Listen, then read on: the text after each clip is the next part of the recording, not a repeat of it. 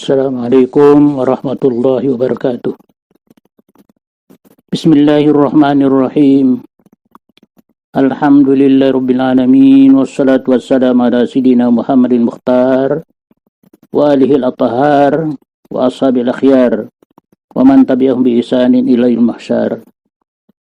Para pendengar kaum muslim muslimat dimanapun berada, pada kesempatan ini kami akan sampaikan satu masalah tentang diri kita yang berhubung dengan hidup dan mati.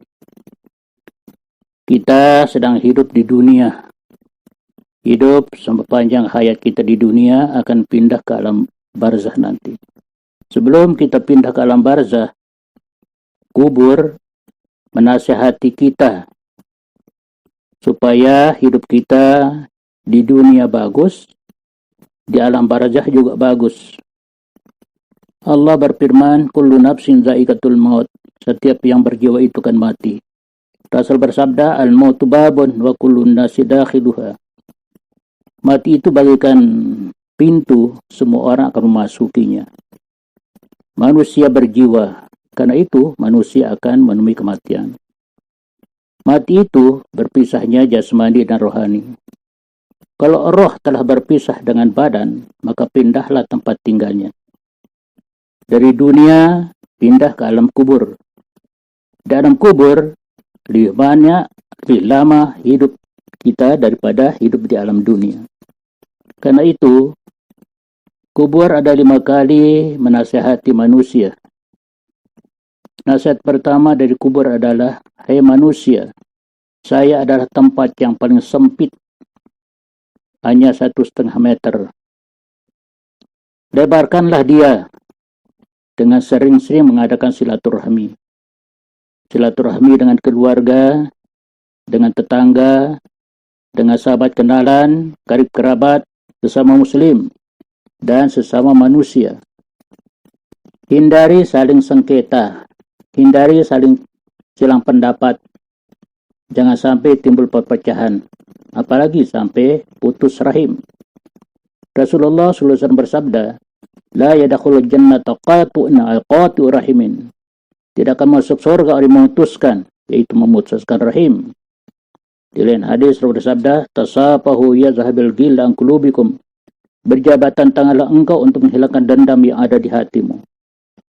Di lain hadis Rasul bersabda juga, ma min muslimaini yaltaqiyani fayatasafahani illa ghufira lahum qabla yatafarraqa.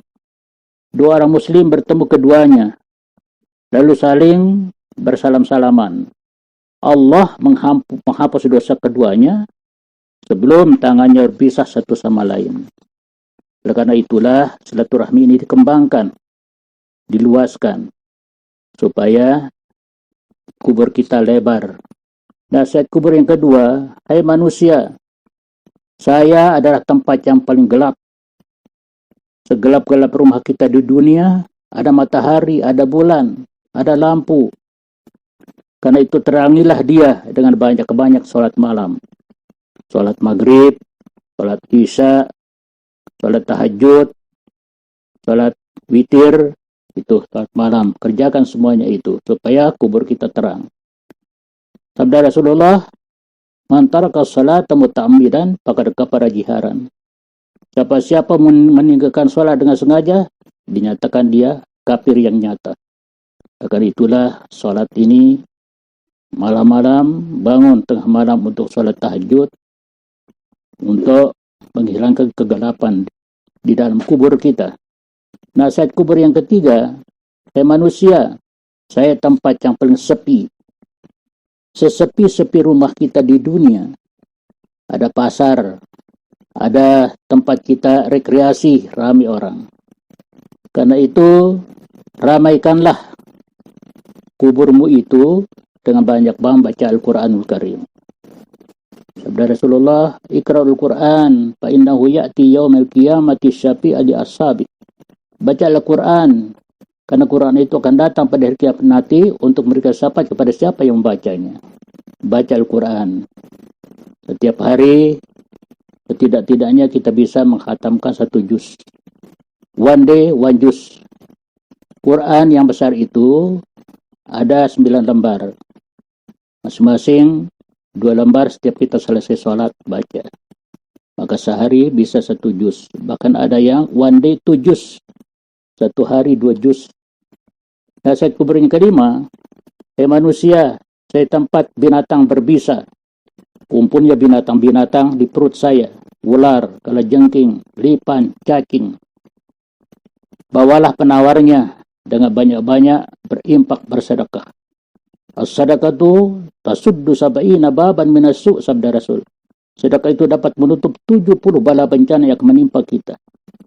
Karena itulah kita bersedekah kepada fakir miskin, yatim piatu, orang jompo, supaya rumah kita di alam barzakh nanti tidak sepi.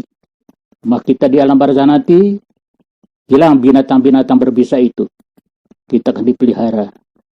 Nasihat kubur yang kelima, manusia, saya tempatnya malaikat Munkar dan Nakir akan menanya kamu tentang kehidupanmu semasa hidup di dunia. Kamu ditanya, sedip jawaban akan lempar ke neraka jahanam. Akan itulah siapkanlah jawabannya dari dunia dengan banyak-banyak kalimat tauhid, la ilaha illallah, la ilaha illallah, la ilaha illallah. Dengan kalimat itu kita menghindarkan diri, kita melihara diri, kita menjaga diri untuk bisa menjawab semua pertanyaan malaikat Munkar dan Nakir di alam barzakh nanti. Begitu singkatnya 5 macam nasihat dari kubur sebelum kita mati. Kita bisa melaksanakannya, tergantung dari kita mau atau tidak. Kalau ada niat, insya Allah akan mudah kita laksanakan. Demikian, hasbunallahu wa ni'mal wakil. Wallahu yahdi man yasha'u ila sawa'is sabil. Wassalamualaikum warahmatullahi wabarakatuh.